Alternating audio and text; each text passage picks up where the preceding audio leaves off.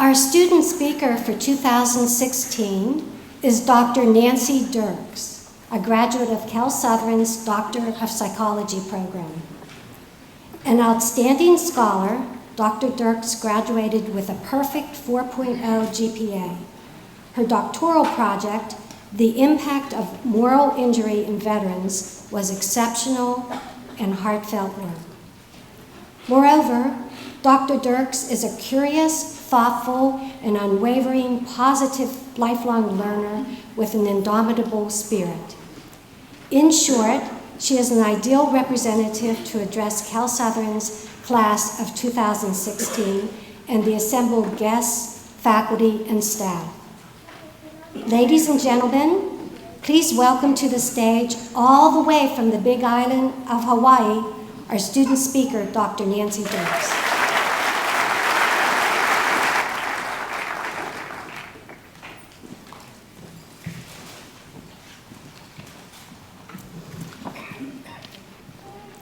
Thank you for selecting me to be this year's commencement speaker. I'm truly honored to be here today, and I feel really blessed to be able to share a little bit about my journey here. First of all, however, I'd like to acknowledge California Southern University's leadership, President Ryan, the deans of each of the schools, the faculty, and the academic staff.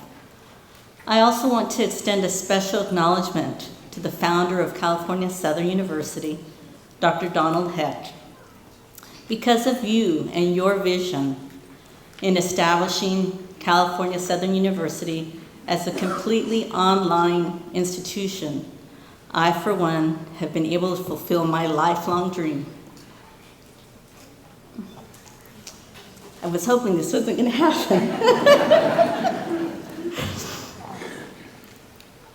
I'd also like to welcome the families and friends of each of the graduates today and congratulate all of the graduates here, as well as those who are joining us online. As I was thinking about what I wanted to share, I thought about something that happened many, many years ago. I was 15 years old and a freshman in high school. I happened to be talking with a friend of mine, a very dear friend of mine that's here today. And Margaret and I were talking about our futures. We were sitting underneath a maple tree in front of the elementary school, making plans about our futures. And I said, I know exactly what I want to do. I know what I want to do in my life. I told her I want to be a psychologist.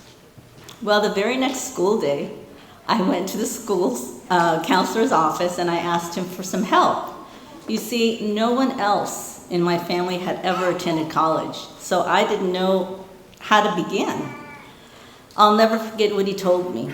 He said, honey, you don't need to worry about going to college. You're such a pretty girl. You just need to remember that you need to find a man, a boy, who's going to marry you, and then you're going to have a bunch of kids. So it's interesting that he said a bunch of kids. He must have thought that I needed to be kept busy.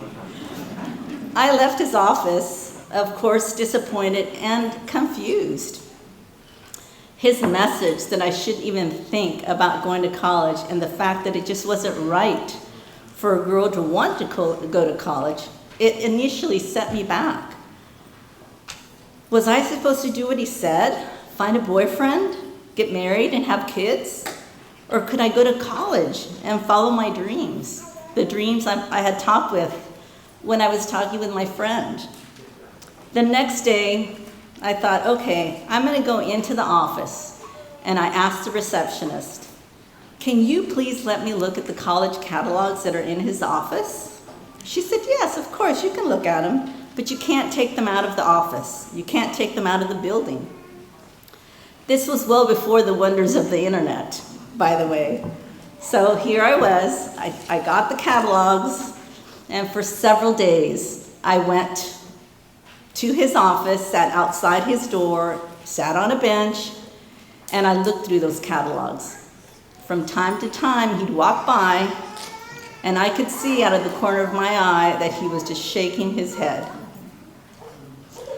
I never looked up, and he never spoke to me. Did he think I was wasting my time? I'll never know.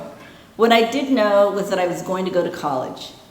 After a while, I figured it out, and that was the beginning of my quest to becoming a psychologist. For the next 3 years, I was a high school student bent on getting the best grades possible. I worked hard, and it was difficult. I missed parties, I turned down dates, but in the end, it was worth it. By the time I graduated, I had received a full scholarship to the college of my choice. I went on to graduate with my bachelor's and then decided to complete my master's degree because the first job I got, they were paying me $400 a month. And I said, I can't live off of that. So I went back to school and I was attending night classes. I was going to school 3 times a week, getting home at midnight, waking up the next morning, making sure I could get back to work at 8 in the morning, and I did that for a while. I share this story with you because I know that many of today's graduates have had similar challenges that have impacted their pursuit in seeking a higher education. Whether it's related to culture, socioeconomic status, or gender, we've all faced our individual challenges. However, what we all have in common is that we kept focused and we persevered. The point I want to make is that one thing that I know for sure, there are no coincidences. Even though my counselor thought possibly that I was making a mistake, he actually helped me by teaching me in his own way that I could figure it out on my own, and that's what I did. And one of the things that I wanted to share with you is a dream that I had was to live in Hawaii. The first time that I visited Hawaii, I had this feeling of being home. It's hard to describe, but I can tell you that since that first visit, almost 40 years ago, I knew I wanted to live there. You see, I felt that I had found my home. As I learned more and more about the Hawaiian culture, I recognized how similar it is to the Mexican culture I was born into. In the Mexican culture, there is a belief that everyone is born with a gift. Our life is meant to revolve around that gift in fulfilling our life's purpose. In the Hawaiian culture, the name for that is kuleana. It is described as a responsibility that we use the gift that we've been born with for the betterment not only of ourselves, but more importantly for the betterment of our families and our communities. My kuleana was to become a psychologist, and I know that now. Graduates, each of you have a gift. The question is, how will you use your gift? How will you use your kuleana? Although our paths may have been wrought with challenges, we have reached a milestone. But we didn't do it alone.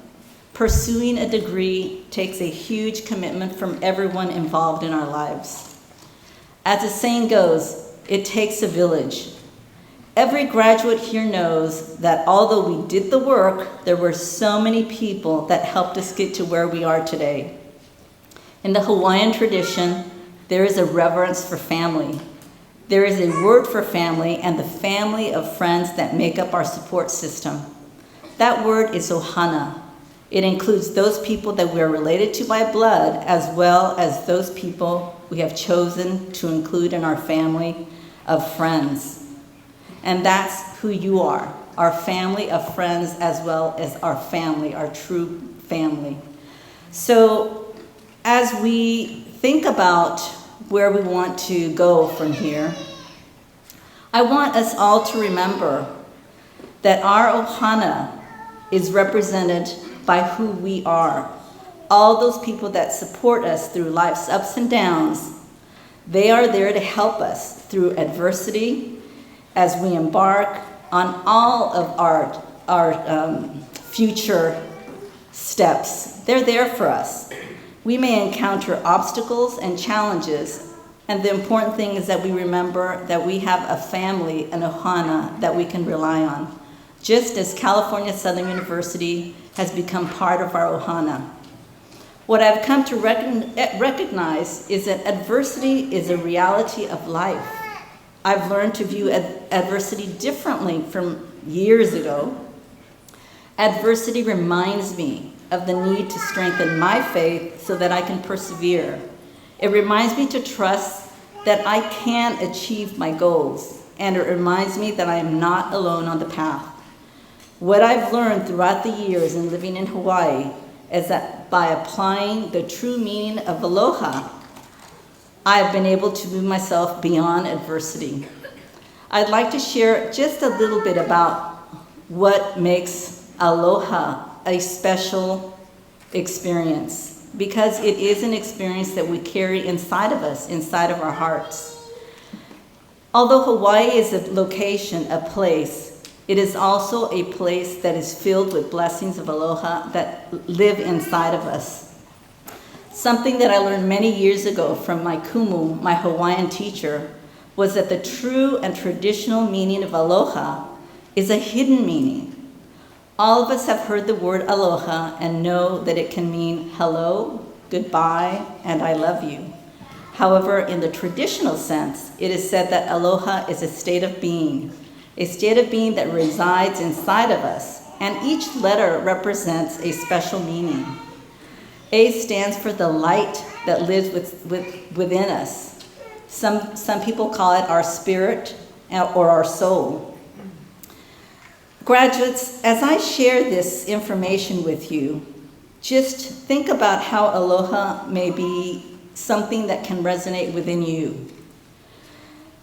The code of conduct that dictates who you are as you stand in your own light, that as you acknowledge your kuleana, your gift that you have been born with, and when you accept that responsibility, accept it for the greater good, accept it on behalf of your ohana, your family.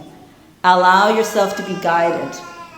Allow yourself to understand that when you share your life and your spirit with others, that truly creates a oneness and a unity. And this, what we call lokahi, this unity, shares something with the person that's either standing in front of you or that is surrounding where you are. It's important to tell the truth, not always the truth that sits inside of you, but always to tell the truth that is inside and that can resonate for the people that are standing outside of you. As we look beyond who we are, it's important for us to understand, to be humble, that humility allows us to carry the peace of aloha to shine through us so that it enters your life and it truly becomes who you are in whatever endeavors you have. Recently, I heard our president say, quote, "When we take care of each other, there's nothing we can't do. We all have to keep on rising up together. We all have to keep on serving because that's what gives us purpose. We have to keep being united as one." End of quote. So graduates, as you think about the journey you'll begin after today, I ask you to remember who you are, where you came from, remember the ancestors that you represent, and the generations who will come after you. I invite each one of you to take what you know to be your truth, your kuleana, and to commit to do your part in contributing not only to your close family members, but to your communities, and hopefully to the global community that we are all part of. Thank you for letting me share a little bit about what I've learned in the time that I lived in Hawaii, and I wish that for every one of you that you have come to learn a little bit more about the true meaning of aloha. Thank you.